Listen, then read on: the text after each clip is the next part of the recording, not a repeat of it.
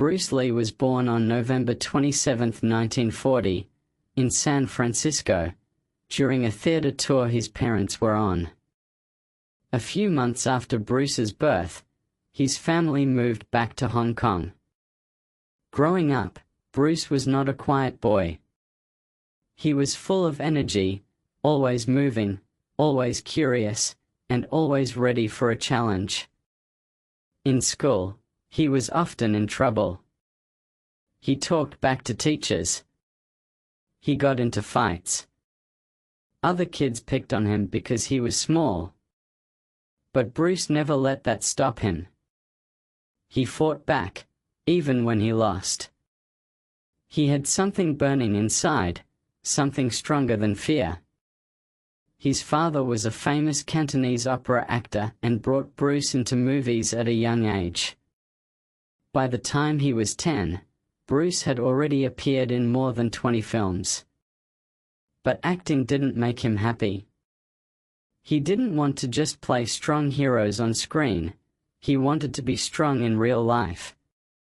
At age 13, Bruce's life changed. He met Master Yip Man, a calm and wise teacher of Wing Chun Kung Fu. At first, Bruce wasn't much disciplined. He liked showing off. He wanted to win fast. But Wing Chun was not about showing off, it was about focus, timing, and control. Slowly, Bruce began to understand. He trained every day. He practiced his punches and kicks until his body ached. He learned not just how to fight, but how to stay calm and sharp. Kung Fu gave Bruce something he had never had before: purpose. But the streets of Hong Kong were dangerous. Bruce got into more fights as he grew older. He once beat up the son of a local gangster. That was the last straw. His parents were worried. They loved their son deeply, but they feared he would get killed or end up in jail. So at age 18, they sent him back to America to start a new life. Bruce arrived in Seattle in 1959 with only $100 in his pocket. He was far from home, in a land that didn't look like him, talk like him, or understand him. But he didn't complain. He found a job washing dishes in a Chinese restaurant to support himself while he studied at Edison Technical School, and later at the University of Washington. He studied philosophy and psychology, subjects that made him think deeply about life, identity, and fighting. Bruce believed that martial arts were not just about combat. They were a way of life. A way to train the body and the mind. Even with long hours of work and study, Bruce never stopped training. He practiced alone in small rooms. He kicked trees in the park. He moved like lightning, faster than most could see. His style was not traditional. It was real, practical, and direct. Soon, he started teaching martial arts to a few students. At first, it was just in parks and backyards. But his style was different and exciting. He didn't care about old rules. He cared about what worked. In 1963, Bruce opened his first martial arts school in Seattle. He called it Jun Fan Gun Fu, his own method of Kung Fu. More students came. They weren't just Chinese. They were black, white, Latino, people of all races. Some older teachers criticized him for teaching Kung Fu to non-Chinese students. In those days, it was not allowed. But Bruce said, "We are all human. Martial arts belong to everyone." One day, a group of traditional Kung Fu masters gave Bruce a challenge. If he lost, he would have to stop teaching non-Chinese students. Bruce accepted the fight. It wasn't easy, but he won. Still, after the fight, Bruce was not happy. It took too long. He was out of breath. He realized that even his method needed to grow. He began to change everything. He called his new philosophy Jeet Kune Do, the way of the intercepting fist. It wasn't a style. It was freedom. Absorb what is useful. Reject what is useless, he said. Add what is uniquely your own. Bruce moved to Oakland and then to Los Angeles. He met his future wife, Linda, a kind, smart woman who believed in his dream. They got married in 1964 and soon had their first son, Brandon. In California, Bruce began to make a name for himself. He gave martial arts demonstrations, showing off his famous one-inch punch, a short, powerful blow that could knock a man back from just 1 inch away. People couldn't believe it. Soon, Hollywood took notice. Bruce landed a role as Kato in the TV show The Green Hornet. Though the show only lasted 1 season, Bruce's action scenes became the highlight. Viewers loved him. But still, Hollywood didn't see him as a leading man. Studios told him, "Your accent is too strong. We can't have an Asian lead. People won't buy tickets." It was heartbreaking. Bruce had the talent, the passion, and the drive, but the world wouldn't open the door. So he decided to kick it down himself. He returned to Hong Kong in 1971. To his surprise, people there still remembered him, not as a martial artist, but as the child actor from old films. But that didn't last long.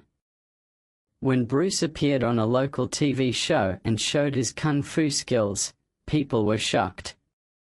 His movements were fast, powerful, and unlike anything they had seen. He spoke with fire in his voice and pride in his eyes. Soon, Hong Kong directors came calling. His first film, The Big Boss, was made on a small budget. Bruce played a quiet man who tried to avoid violence, until he was forced to fight for justice. The movie exploded at the box office. Audiences cheered. Finally, someone who looked like them was on the screen, not as a joke, but as a warrior. Bruce followed up with Fist of Fury and Way of the Dragon, which he wrote, directed, and starred in.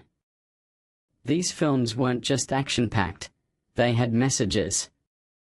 Bruce fought not only physical enemies, but racism, corruption, and fear. In Fist of Fury, there's a famous scene where Bruce kicks down a sign that says, "No dogs and Chinese allowed." That moment sent chills through Asian audiences around the world. For years, they had been made to feel small. But Bruce stood tall. He was no longer just a martial artist. He was a symbol of pride, power, and possibility. Back in Hollywood, executives started to notice. They had ignored Bruce for years, but now he was a global star. Warner Brothers offered him a chance to co-produce a major American film, Enter the Dragon.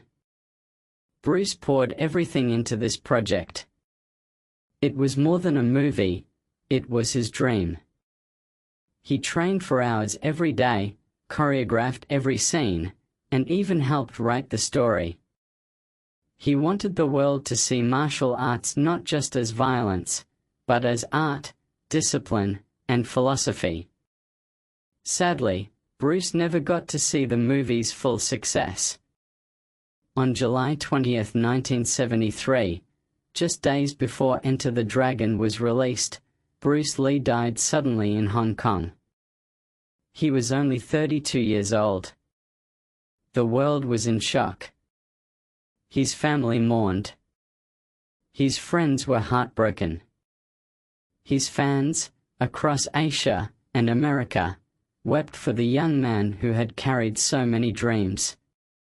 When Enter the Dragon was released, it became a global hit.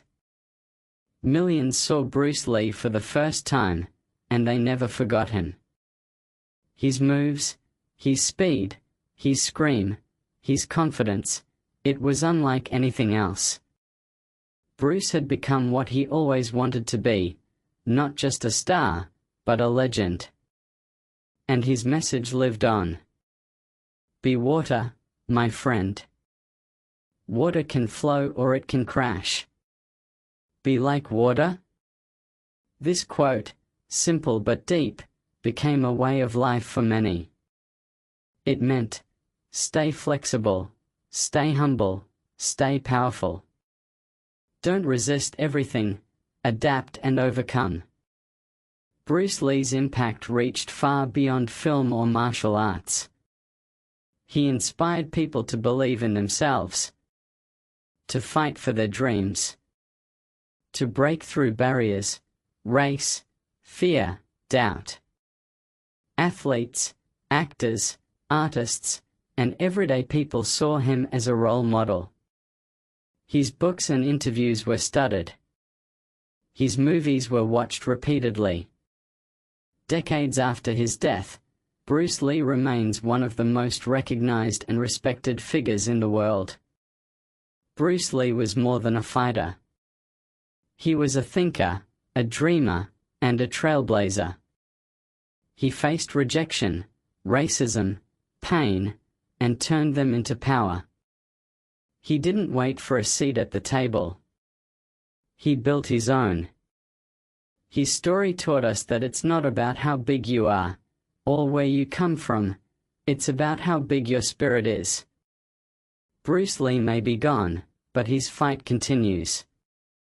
In every young dreamer, every underdog, every soul who refuses to give up.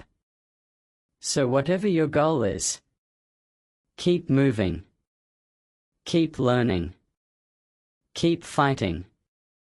Because just like Bruce Lee, you don't need to be the biggest to be the greatest.